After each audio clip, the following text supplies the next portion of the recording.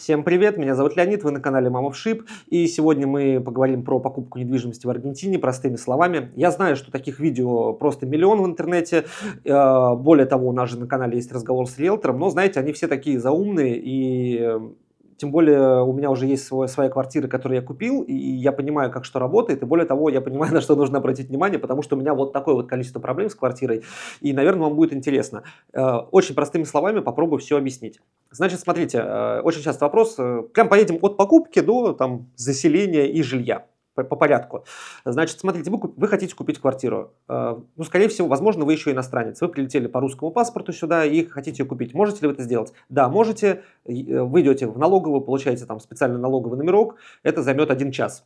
Вы уже можете все покупать. Но вам нужно находиться в легальном статусе. Ну, что это значит? Вам визу туристическую дают на 3 месяца. И вот за 3 месяца вам надо ее успеть купить. Проблема в чем? Что вот вы прилетели, вы же не пойдете в первый же день покупать квартиру. У вас там через месяц заканчивается виза. А договор здесь на всю вот эту историю, с момента того, как вы захотели купить, там дали денег и так далее, он может 2-3 месяца заключаться. И вот в момент подписания договора вы можете быть в нелегальном статусе. И вот это не работает. Вам нужно быть легалом каким-то образом. Каким образом, это уже вопрос к вам. Возможно, вы можете там подать на гражданство, на ДНИ имеется в виду, подать документ. Вот на время рассмотрения дела вам дают прикарию, это уже как временный документ, что вы официально находитесь. Вам надо хотя бы в день подписания быть официально здесь находиться. А на следующий день вы можете уже быть неофициалом, не имеет значения, просто вот нужно что-то иметь. Будучи местным жителем с ДНИшкой, вы можете уже без проблем все покупать. Как это все продается? Продается это обычно за наличку, синий доллар, либо доллар с большой головой, но очень некоторые продавцы прям принципиально просят синий доллар. Не забывайте, что в Аргентине не так все хорошо обстоит с наличными долларами, поэтому вы либо там какими-то способами своими переводите, либо криптой, но за криптой, например, с вас берут 2,5-3% за обналичку USDT в доллар.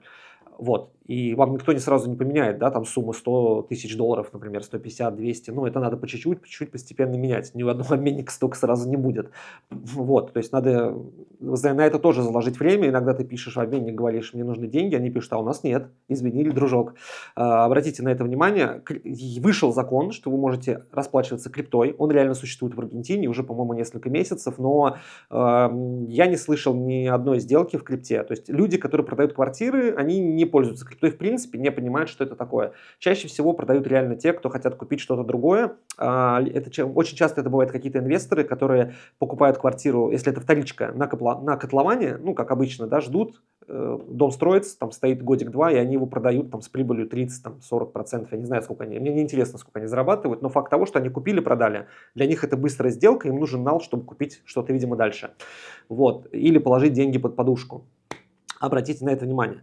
Значит, вы хотите купить квартиру. Вы такие, вау, все, хочу. Что надо сделать? Вам нужен агент. Без агента здесь не обойтись. И более того, я могу сказать, что агент это, для меня это совершенно бесполезная вещь, человек, да, потому что агент по факту ничего не делает и ни за что не отвечает. Что делает агент? Он созванивается с другим агентом. То есть может быть агенты два. Агент, который вам помогает купить, и агент, который ему помогает продать. И этот берет комиссию, и этот берет комиссию. То есть и вы платите, и продавец платит, а вы платите 4%. Она либо делится на, если это застройщик, то ее может и продает прям застройщик вот напрямую, то ваш агент берет все 4%. Если у него есть тоже агент, то они пилят ваши 4% пополам по 2.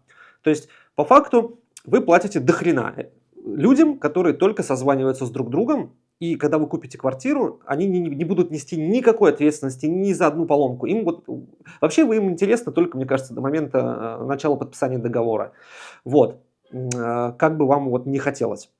Да, они могут помочь какими-то консультациями, вопросами, но они в Аргентине живут, они постоянно на транкиле уже, постоянно могут там не отвечать вам в выходные, отвечать вам так, что вам покажется, что он отвечает достаточно грубо, отвечать однострочно, однословно, вы можете задать 500 вопросов, вам ответят на один, а вы говорите, а где остальные 499 ответов, вам, может быть, дадут еще один, то есть с ними еще не так удобно контактировать. Хотя, когда вы встречаетесь вживую, они добрые, счастливые, радостные, все прикольно, но ваша задача, чтобы на плечи агента, которому вы платите, скажем так, не $1000, скорее всего, чтобы он что-то для этого делал. А для меня работа агента это, типа $200, окей, но не 1000, не 1500, не 2, понимаете, не 3.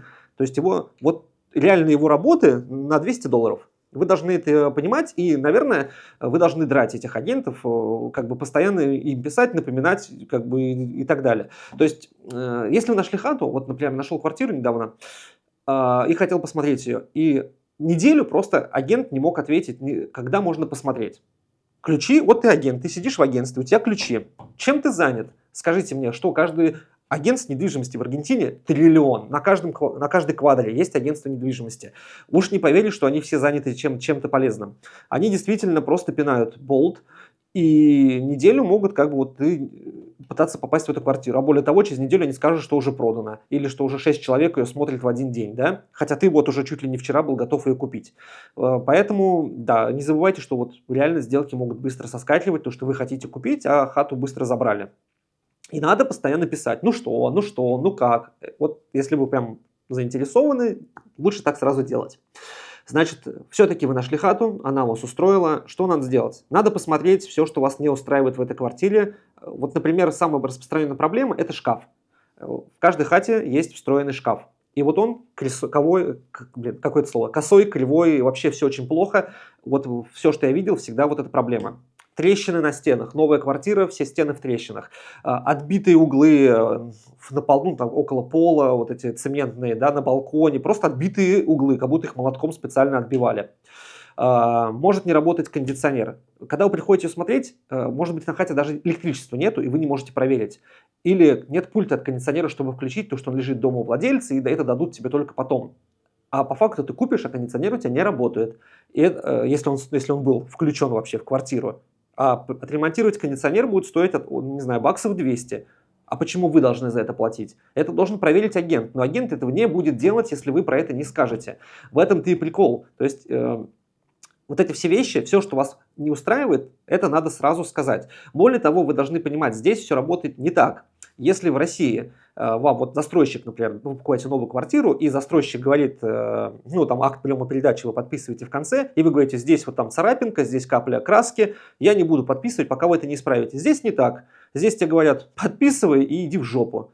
Примерно так это выглядит. А ты потом разруливай свои проблемы сам. То есть мелкие косяки, там подтеки, краски, царапины. Вот здесь у меня, может, даже видно, потертые стены прям черным, потому что краска использовалась очень дешевая. Любое соприкосновение со стеной вызывает черный черкаш. Вот. Это нормально. Ваша задача при покупке квартиры устранить самые жесткие косяки, которые вы видите, что сами не устраните. Если у вас отколот реально кусок там стены, очевидно, что это прям видная проблема, это сделают. Если у вас вот такой вот шкаф, очевидно, что это заметная проблема, это можно исправить. Но если у вас черкаш на стене, вам скажут, извини, это вообще, нам это не интересно. Вот. Обратите на это внимание. Значит, вы нашли с агентом, сказали да, вам говорят, внесите денег. Это нормальная практика, действительно, вы вносите денег и первично вы вносите от 1000 до $5000. Не бойтесь, они вам вернутся. Это просто предложение. Здесь нельзя договориться на словах, нельзя сказать, Вась, слушай, вот твоя квартира стоит $100 000, давайте дам 90, и ты мне ее продашь. Нет, вам надо написать, ваш агент должен написать письмо его агент должен связаться с ним и сказать, смотри, он предлагает тебе 90. Он может согласиться, отказаться или поторговаться. Он может согласиться, сказать, да, окей, все, сделка идет дальше. Он может сказать нет, и вам просто вернут деньги, там через неделю обратно прям приходите, вам наличными их вернут. Вы их наличными дали, вам наличными вернут, логично. Или он может сказать, нет, хочу 92. И дальше вы уже такие, хочу, не хочу. Может сказать, нет, давай 91. Он может сказать, да, нет. Но они не любят вот эту историю, то есть они вот один раз, один круг. Всех устраивает, но больше одного круга не устраивает никого, они скажут, скорее всего, до свидания. Но на самом деле иногда можно у агента сразу спросить, если квартира, например, уже продавалась, и можно агента спросить сразу, смотри, она стоит 100, слушай, может быть, там, как думаешь, 90 он согласится, он скажет, да, у нас было предложение недавно за 90, но кто-то соскочил, и нас это устраивало. И тогда ты быстренько уже предлагаешь 90, и он сразу соглашается. То есть такое тоже может быть. Значит, внесли 5, допустим, он согласился. Подкрепление договора вносите еще энную сумму, допустим, еще 20. еще 20 вносите, и вы договариваетесь уже о финальной дате сделки. То есть обычно рассрочки здесь нет, кредитов рассрочки такой, это не приветствуется, всем нужны деньги здесь и сейчас. Максимум, что я знаю, это 3 месяца. Например, у меня так и было. У меня вообще было 6, по-моему, мы так договаривались. То есть в течение, мне дают 6 месяцев, вот 6 месяцев это крайний срок, когда я должен внести. Я внес, конечно же, раньше, но я вот заложил все свои риски и сказал там 6. Ну, чаще всего 3. Чаще всего 0, но следующий вариант это 3. Вот. И у меня есть 3 месяца, чтобы реально набрать эти денежки и заплатить. Последний день подписания сделки, вы приходите, реально отдаете все последние деньги, приходит нотариус, встречаетесь с нотариусом, нотариус там тоже все смотрит, читает долгую интересную речь и все делает. Вот агент, еще что делает агент, он переводит то, что нотариус читает, переводит на русский, если вы вообще не знаете испанский. Если вы говорите нормально, ну как бы на уровне хотя бы там А2+, скорее всего, вас уже примут как бы за местного, и вам не нужно, для вас ничего переводить на русский не будут. А там, ну, читают просто, что это квартира, перешла от того-то тому-то, всех все устраивает, ничего такого на самом деле интересного, это даже никто не слушает. Ну, такой закон. Вот. Что может потребовать от вас нотариус? Это искребание. Он может потребовать от вас подтверждение дохода. У меня всегда прокатывало движение средств по карте за полгода-год с разных карт. Я делал выписки на английском языке, хотя страна испанская. Почему? Потому что сумма моей покупки была меньше 130, по-моему. Сумма меняется. Раньше, когда я приехал сюда, она была 150 тысяч долларов, насколько я помню. Потом стало, по-моему, 130. Вот если меньше там определенной суммы, надо узнавать в режиме онлайн. Скажем, 130 тысяч долларов. С вас никто ничего не спросит. Ну, как бы они спросят, вы даете выписку, они скажут, ну окей. Если она больше, вот вас начнут уже драть. Там уже другой вопрос, я здесь не помогу. Если сумма меньше 100, опять же, спросят эту выписку, но у них по закону меньше 100 вообще типа пока что нормально. Это все пока что, то есть завтра все может измениться, имейте это в виду. Вот. Реально нотариус тоже получает свои деньги, причем он берет 2-2,5%, может даже 3%, там по-разному. Но нотариус отвечает головой за эту сделку. Если что-то реально было где-то серое, нелегальное, потом с нотариуса это спросят, и за это он берет свои деньги, за это он несет ответственность. Также, конечно же, агент и на стороне покупателя, и на стороне продавца проверяют квартиру, что она чистая, что это значит, что она не в кредите, не в залоге, что там нет с ней никаких проблем. Это еще, что они делают, ну, то есть просто выписку берут. Вот это вся работа, собственно, ваших агентов. Потом, может быть, до подписания сделки вы приходите еще раз на квартиру, смотрите, что все работает и так далее. Вот в моем случае такого, например, не было. Я подписал все, мы пришли, я все время говорил, давайте посмотрим, ну, как там квартира, ну, исправили ли мои косяки, они сказали, да. Когда я ее купил, мы пришли, и ничего не было исправлено. То есть вообще ничего. Я сказал, ребята, что за херня? И они сказали, ну здесь, знаете, здесь вообще не судится, здесь надо договариваться. И мой агент по доброте душевной договаривался с застройщиком, что у меня новостройка, чтобы исправить все. Да, исправили. Да, не быстро, и да, плохо. Но исправили. И вот это надо все обсуждать. Более того, например, когда я купил квартиру, у меня не было электричества. Об этом мне никто не сказал, чтобы вы понимали. То есть я покупаю квартиру, мне надо заселяться, у меня заканчивается договор на аренду, а у меня нет электричества. И я пытаюсь узнать, а что делать? И знаете, агент говорит, а я не знал, что не будет электричества. Нам никто не сказал, а мы не виноваты. Я говорю, ну так давайте решать этот вопрос. Я вообще, на тот момент, когда я покупал, я по-испански говорил плохо. Сейчас я могу это разрулить сам. Тогда я не мог это сделать, я вообще не было понятия. Когда ты прошел весь этот круг ада, ты понимаешь, что происходит. Тогда я не понимал. И они говорят, ну вот, надо пойти в Эдисур, это компания электрическая, там, как Моссвет. Я пошел туда, они говорят, там окей, через 20 дней будет. Проходит 20 дней, нету. Оказывается, помимо того, что надо сказать им, что ты хочешь, надо позвонить какому-то чуваку, которого зовут Медидор, это типа установщик электричества, и этот Медидор должен прийти установить счетчик внизу. Но мне об этом не сказали ни в Эдисуре, ни агент, ни застройщик, и всем на все срать. Вот это самый главный момент, который вы должны обратить внимание. И ты должен сам это был узнать. Потому что когда через 20 дней у меня не было света, я пришел, они говорят, так вот, что ты Медидору-то не позвонил, понимаете? Более того, мне продали новостройку с сертификатом просроченным на 5 лет, на электричество, сертификат на электричество. И я пошел, мне дали контакт электрика, который делает эти сертификаты именно для этого дома. Я ему написал и говорю, ну, типа, надо. Он говорит, давай 60 тысяч песо. Ну, тогда это было где-то $60. Я говорю, окей. Я отдал, я говорю агенту, слушай, а почему это я их заплатил? Ну, типа, давайте решать этот вопрос. Он говорит, ой, типа, я не знаю, типа, все. Ну, что я сделал? Я позвонил, написал застройщику, потому что у меня были его контакты. И я говорю, смотри, у тебя сертификат просрочен на 5 лет. Я заплатил 60 тысяч песо. Мне это не волнует. Будем, ну, типа, с тобой судиться, разбираться как-то. Мне вернул, он пришел. Я реально приехал, он вернул мне деньги. Такая же история у меня была с кондиционером. У меня кондиционер не работал на тепло, потому что там вытек весь фреон, там была дырка. Я вызвал людей, они приехали, сказали, там дырка. Меня все починили, я заплатил 200 баксов. Я написал агенту, агент сказал, извини. Я написал застройщику, говорю, так и так, почему так, ты продавал мне квартиру с рабочим кондеем, он не работает. Он говорит, это потому что установили 2 года назад, я не несу за это ответственности. Я говорю, мне неинтересно, будем судиться, там будем разбираться. Я очень долго с ним переписывался, и он в итоге вернул мне деньги. Но я это сделал сам, не мой агент, который должен был изначально все это проконтролировать, понимаете? И вот лучше, наверное, все-таки это проконтролировать на момент покупки квартиры, чем после, когда это будет сложнее добиться правды. А теперь немножко про судебные тяжбы, чтобы вы понимали, как это работает. Если у вас какая-то проблема, вы должны вызвать экспертизу, заплатить примерно $500, минимум $500, потом подать условно в суд, заплатить адвокатам и так далее, и суд может длиться 2-3 года. Будете ли вы ждать 2-3 года? Ну, понимаете, да? То есть я, например, не сужусь, хотя проблема у меня навалом. И, наверное, мы теперь перейдем к этим проблемам вообще к моменту выбора жилья. Момент выбора жилья, смотрите, ну, понятно, что каждому нравится свое, там, новостройки, не новостройки. Обязательно спрашивайте при покупке, сколько денег у искребания, у адвоката, когда будете подписывать договор, сумма будет в песо. Хотя платите вы всегда в долларах, и в первичном договоре все в долларах.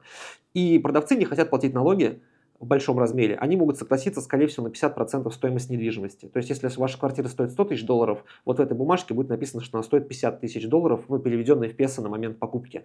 Обратите внимание, если вам нужно все 100%, скорее всего, они скажут, окей, ну, давай ты нам платишь не $100 тысяч, а 105, потому что 5 из них мы заплатим налогом, типа, это будут наши издержки.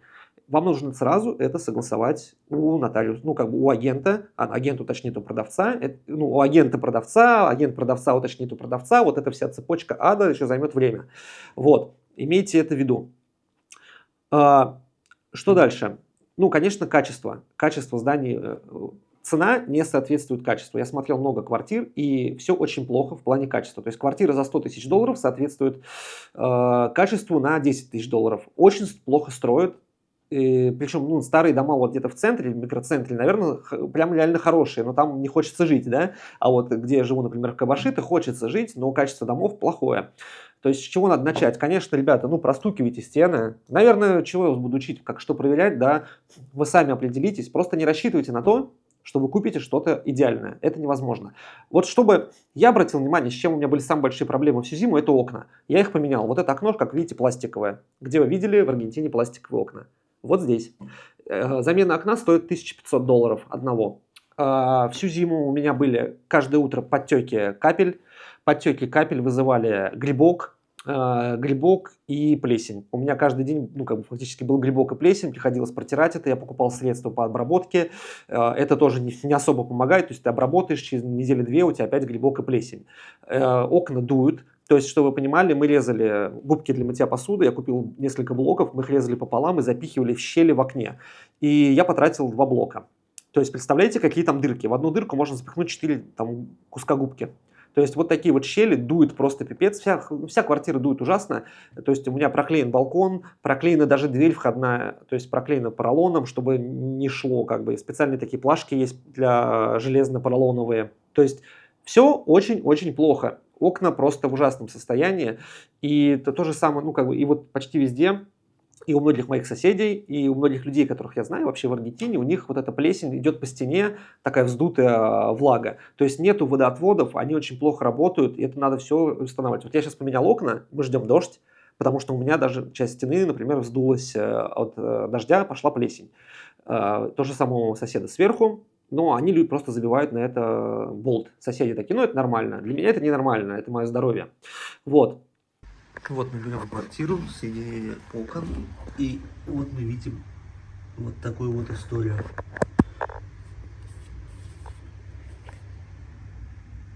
Вдоль всех окон. Что еще, на что стоит обратить внимание? Ванна, конечно же, тоже очень плохо. Бывает, что вода застаивается, может быть плесень от крана, кран может литься прямо на раковину, это тоже очень криво-косо сделано. Кондиционер, провода света, то есть, например, если у вас света изначально не было, у меня была проблема, что провода были неправильно сделаны, то есть у меня включатель света включал звонок, представляете, да?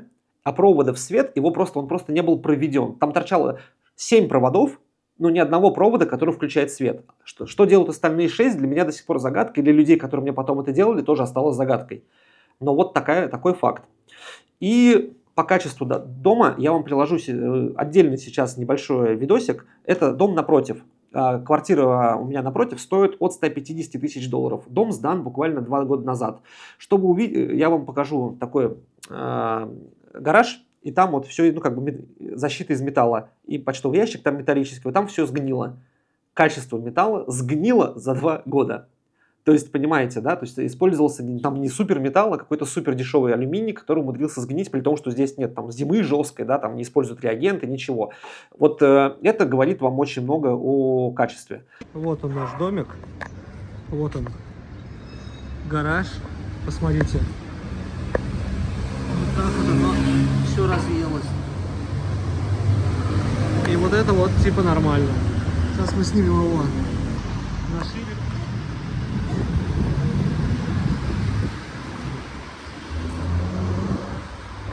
Видите, с виду такой модный, красивый, но уже сыпется.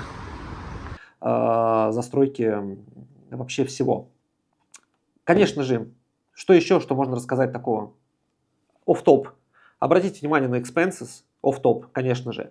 Expenses очень большие в последнее время. То есть я плачу в своем здании сейчас где-то 50 тысяч песо. Это еще считается нормальным. У меня нет ни бассейна, ни консьержа, ни париша, ничего. Управляющий работает очень плохо, ужаснейше плохо. Первые 5 лет после того, как здание сдано новое, вы не можете его поменять, его назначает застройщик, потом поменять можно. Моему зданию, по-моему, 6 лет всего, но вот хаты я купил как новые. Они были новые. То есть их не продавали, видимо, или никто не покупал. И мы можем поменять управляющего. У нас реально было собрание, потому что управляющий ничего не делает. И знаете, кто что-то делает? Это я. Даже со своим таким слабым уровнем испанского языка я пишу в чат соседей и говорю, я хочу, давайте менять управляющего. Он мне не отвечает. А чтобы вы понимали, я пишу ему о любой проблеме, там, не знаю, замок не работает внизу. Месяц он отвечает. Месяц. Я каждый день пишу ему знак вопроса, он читает и не отвечает. Вот это вот работа управляющего здесь. И говорят, что у очень многих такая проблема. И то есть вот ты пишешь, потом ты пишешь чат соседей, прям с принтскринами говоришь, давайте менять. Все соседи аргентинцы, что они пишут? Да, давайте менять. И все. И ничего не происходит. Проходит там месяц, ты пишешь еще раз, ребят, ну что, давайте менять, у меня все еще проблемы, там, это проблема общая, потому что, не знаю, взорвется у нас там газовый баллон, что управляющий даже не придет условно, да, будете месяц ждать, что ли, у вас будет дырка там посреди дома, все будут, не знаю, проходить вас грабить, и вам пофиг. Они такие, да, давайте что-то делать. Вот недавно у нас управляющий довел еще кого-то, кто местный, он меня поддержал, и у нас было реально собрание жильцов, что мы хотим менять управляющего. Я не знаю, сколько месяцев это еще займет, но дело сдвинулось с мертвой точки. Нас большинство в доме, кто хочет его сменить, и мы более-менее выглядит, что мы настроены решительно, но это проблема. И вот вы платите эти expenses, конечно, надо понять за что. Я знаю людей, которые платят $200 expenses, $100 expenses. За что вы платите, да? То есть просто они повышаются постоянно. Вы можете купить хату, сэкономить там на ней $2000. Вот у вас есть выбор, там хата за 100 тысяч и за 102, и вы такие, вроде одинаковые, но в одной expenses были, допустим, 30, а в другой сразу там 100. И через год у вас будет в одной 50, а в другой 200. Расти все будет очень сильно, вы очень сильно попадете на деньги. Вам оно нужно, за этим надо очень сильно следить, и это очень важный пункт в расходах. Так же, как и электричество вот зимой, если у вас будут вот эти херовые местные окна, то вот мы платили за электричество $100 в месяц зимой, чтобы хоть как-то согреться, чтобы хоть как-то выживать. Поэтому, наверное, надо тоже на это обратить внимание. Думаю, что я рассказал вот такую базу, концепт, который можно было рассказать. Надеюсь, вам было интересно. Задавайте вопросы, без проблем отвечу от аккаунта Mama в Ship. Пишите, что вы думаете про недвижимость в Аргентине. Может быть, создам отдельный еще один офф-топ ролик про это. С вами был Леонид. Пока.